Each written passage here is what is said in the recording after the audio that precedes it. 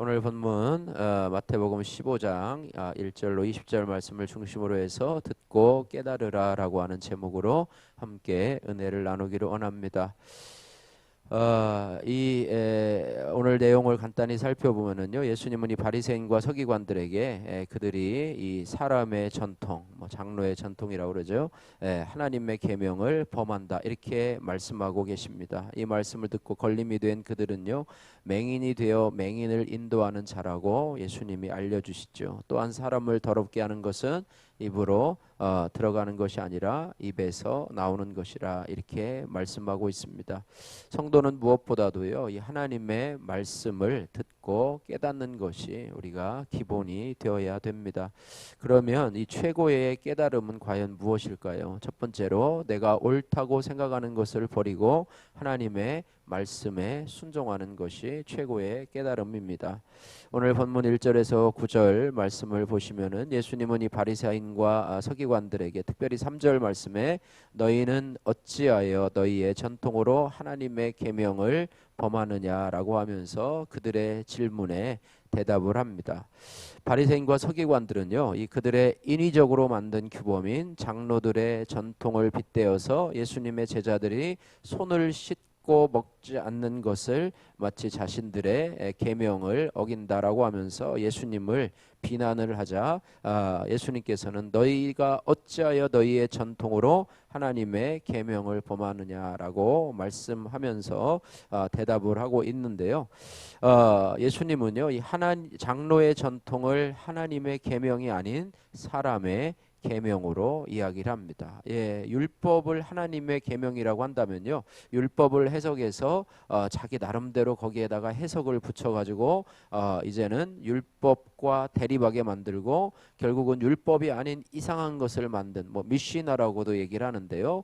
그것을 바로 장로의 전통이고 그것은 결국에는 하나님의 계명을 범하는 것이 된다 이렇게 책망을 하고 있습니다. 그래서 9절 말씀을 보시면은요, 사람의 계명으로 교훈을 삼아 가르치니 나를 헛되이 경배하는도다 라면서 이사야 선지자의 예언을 인용하고 있습니다. 하나님을 예배하고 하나님을 경배하는데 헛되이 경배한다라고 하는 것은요, 우리가 예배를 드리되 잘못 드리는 예배를 의미하고 있습니다. 그래서 우리가 하나님을 경배하려면 참 진정으로 참으로 경배를 해야 되는데 하나님의 말씀을 참으로 순종하는 것이 하나님을 온전히 경배하는 것이고요. 하나님의 말씀이 아니라 사람의 계명을 가지고 그것을 지킨다고 하면 그것은 하나님을 경배하는 것이 아니라 사람을 경배하는 것이고 결국은 하나님을 헛되이 경배하는 것이다 이렇게 말씀하고 있습니다. 그래서 헛되이 경배하는 것은 사람의 전통을 따른다는 명분으로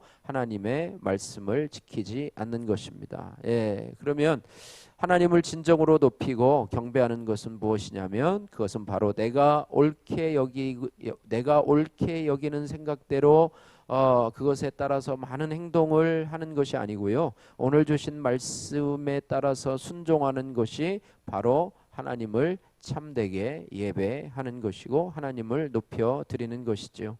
최고의 깨달음은요, 내가 고집하고 있는 내 나름대로의 사람의 전통을 깨닫고 이를 깨뜨려 버리는 것입니다. 사실 오늘 신앙생활을 한다고 하면서도 하나님 말씀의 뜻을 오해하고요, 세상 기준의 문자적인 해석으로 잘못된 가르침을 받는 신앙인들이 많이 있습니다. 이들은 잘못된 신앙관을 가지고 온전히 하나님의 뜻은 모른 채 세상의 가르침을 좇아서 무조건 열심을 갖는 그런 분들이 의외로 많이 있습니다. 그래요.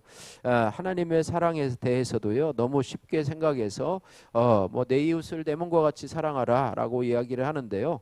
하나님을 내 마음을 다하고 뜻을 다하고 성품을 다해서 내 하나님을 사랑하고 또 내 이웃을 내 몸과 같이 사랑하라 그랬는데 앞에는 쏙 빼먹고 뒤만 얘기해요. 그래서 내 이웃을 내 몸과 같이 사랑하라 그랬다. 하나님이 내 이웃을 내 몸과 같이 사랑하라 그랬다. 그래가지고 그 사랑을 인본주의적인 사랑으로 그렇게 얘기를 합니다. 우리가 먼저 하나님을 사랑하고 하나님에 대한 사랑을 가지고 이웃 이웃을 사랑해야지 그것이 온전한 모습인데, 앞쪽은 쏙 빼먹고 하나님에 대한 사랑이 없어도 우리가 진정으로 이웃을 사랑할 수 있는가? 그것은 아니라고 하는 것이죠. 그래서 잘못하면 우리가 우리의 가르침으로 하나님의 계명을 어기는 그런 모습이 아니. 그래서 아가페의 사랑이 아니라요, 세상 기준의 인본주의적인 사랑으로 하나님의 사랑을 가르치고 따르는 경우가 많이 있는데, 이것은 하나님을 헛되이 경배하는 것이다. 그러니까 자기 확신을 가지고 하나님을 마치 따르는 것처럼 생각하는 것은, 이것은 하나님을 헛되이 경배하는 것이다. 그래서 참된 깨달음은 내 확신이 아니라 하나님의 말씀을 듣고 깨닫고 순종하는 것이 바로 하나님을 참되게 높이고 경배하는 것이다. 이렇게 말씀하고 있습니다. 적용해 보십시오. 참된 깨달음을 얻기 위해서 가정과 교회에서 또 직장에서 내가 버려야 할 또 고집하고 있는 사람의 전통은 무엇입니까? 여러분 생각해 보시기 바라고요. 두 번째로 최고의 깨달음은 말씀을 듣고 깨달을 뿐만 아니라 행하는 것이 바로 참된 최고의 깨달음이라고 하는 것입니다. 참된 예배의 시작과 끝은 바로 주의 말씀을 듣고 깨달아 행하는 것이라고 하는 것입니다. 그래서 행함이 없는 믿음은 죽은 믿음이라 그랬습니다. 반면에 말씀을 듣지 않고요, 자기 생각대로 말하고 행동하는 것은 오늘 14절 말씀에 맹인이 되어서 맹인을 인도하는 자와 같다. 그리고 스스로 맹인임을 자처하는 것과 같다. 이렇게 말하고 있어요. 그래서 맹인이 맹인을 인도하면요, 둘 다 구덩이에 빠지게 되죠. 맹인은 육적인 눈이 어두운 사람을 맹인이라고 할 뿐만 아니라 정신적으로 영혼에 눈이 감겨진 사람을 맹인이라고 합니다. 이들은 비판적인 점검이나 확인이 없이 또 방향성에 대한 묵상 없이 군중이 되어서 무조건 따라가는 모든 사람을 영적으로 또 정신적으로 맹인이라고 이야기를 합니다. 그러니까 남들이 가니까 나도 가고, 남들이 손뼉 치니까 나도 치고, 남들이 이걸 하니까 나도 이걸 하고, 남들이 이걸 사니까 나도 그걸 사야 되고, 뭐 그런 것이죠. 남들이 쳐다보니 나도 쳐다보고, 남들이 좋다 하니까 나도 좋고, 남들이 하는 것은 모두 좋아 보이고, 반대로 내가 하는 것은 뭔가 부족해 보이는 것이죠. 심지어는 내가 스스로 행하는 것에는 항상 회의적이면서 다른 사람들이 행하는 것에는 조금 더 의심하지 않는 사람들이 바로 정신과 영혼의 눈이 감겨진 맹인이라고 하는 거예요. 그들은 보아도 보지 못하고 들어도 듣지 못하고 깨닫지 못하는 사람들이 바로 맹인이라고 하는 것이죠. 또한 정신과 영혼의 눈이 감겨진 맹인들은 말씀을 듣지도 않을 뿐더러 늘 자기 생각대로 말하고 행동하는 영적인 맹인들로 이 땅을 살아가는 것입니다. 교회 안에서도 말씀을 들어도 자기 안에 있는 죄를 인정하기를 또 인정하고 회개하기를 거부하는 사람들이죠. 그러므로 결국은 깨닫지 못하고 변화가 일어나지 못하고 의심과 원망이라고 하는 구렁텅이에만 빠지고 만다고 하는 거예요. 반면에 말씀을 듣고 자기 자신이 죄인임을 인정하고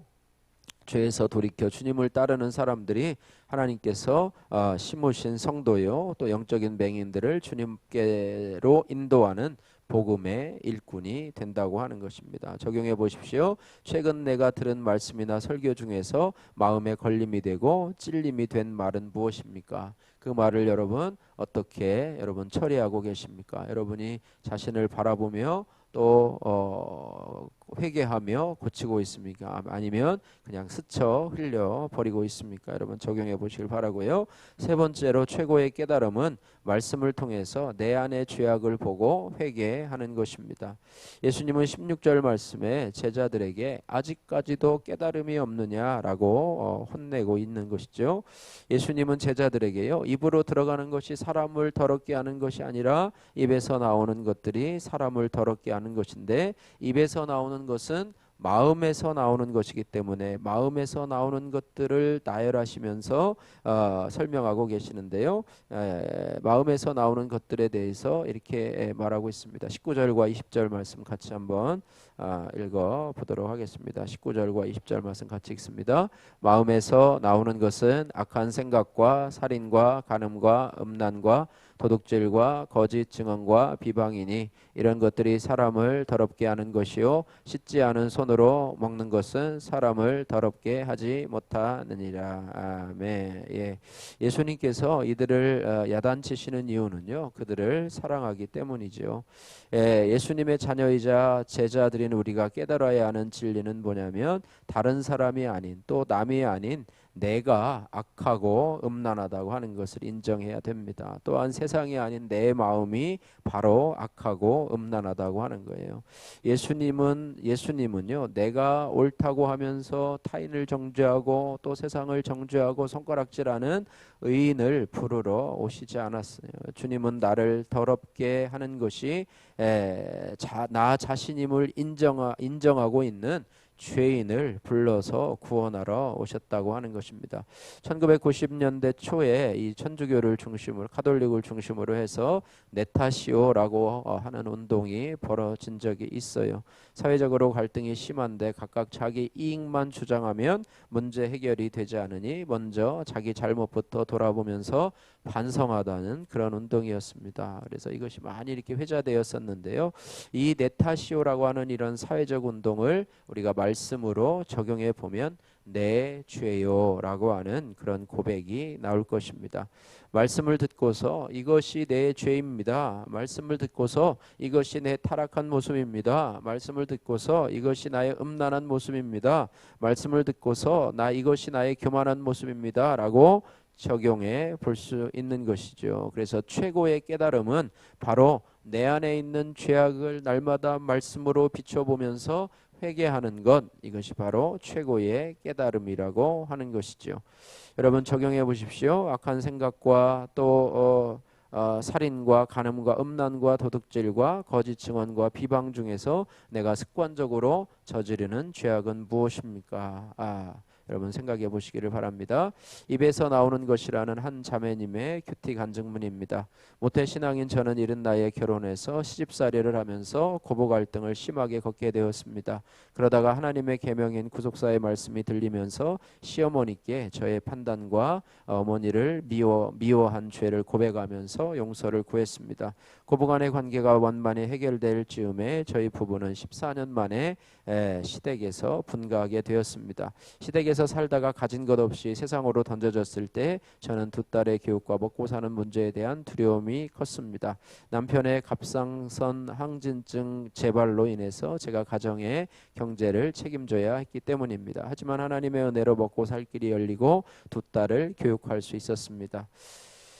시간이 흘러서 작년에 큰딸이 대학에 들어갔습니다. 그런데 아르바이트를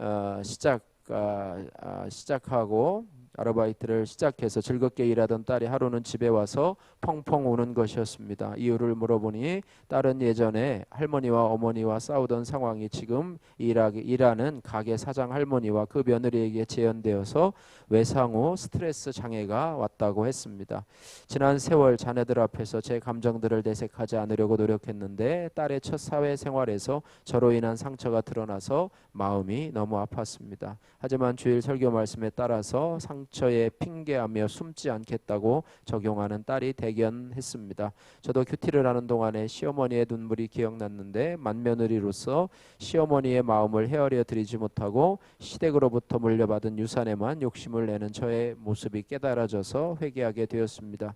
분가 이후 자주 병치레하는 남편을 간호하면서 생색과 원망이 올라왔습니다. 마음에 이런 감정들이 입으로 새어나올까 봐 조심했어야 하지만 그러지도 못했습니다. 경제적으로 어려울 때마다 시어머니의 물질적 도움으로 그 시기를 넘기면서도 시어머니의 눈물은 외면하고 싶었던 악한 마음을 회개합니다. 이제는 날마다 주의 말씀으로 제 마음을 깨끗하게 씻어서 성령의 도우심으로 가족을 섬기길 원합니다. 적용 시어머니에게 안부 전화를 자주 드리겠습니다. 큰딸의 외상 후 스트레스 장애 치료를 위해서 고양이를 기를 수 있도록 허락하겠습니다. 이런 적용의 말씀인데요. 그렇습니다.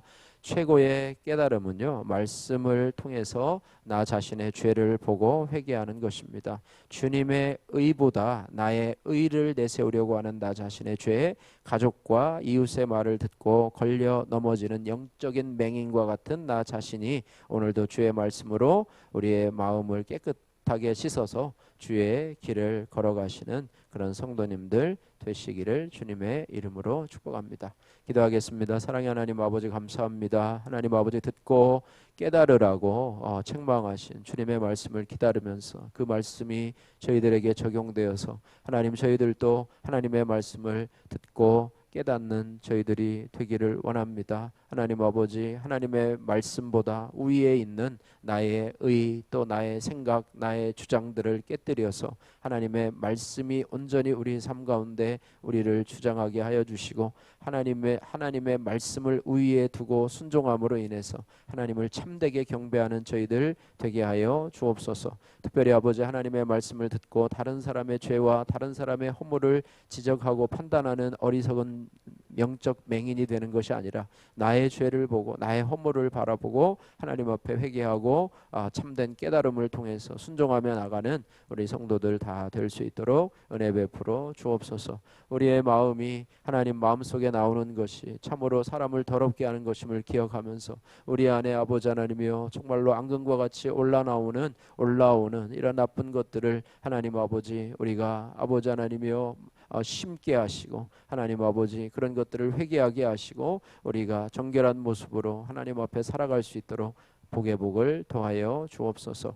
예수님 거룩하신 이름으로 기도드립니다. 아멘.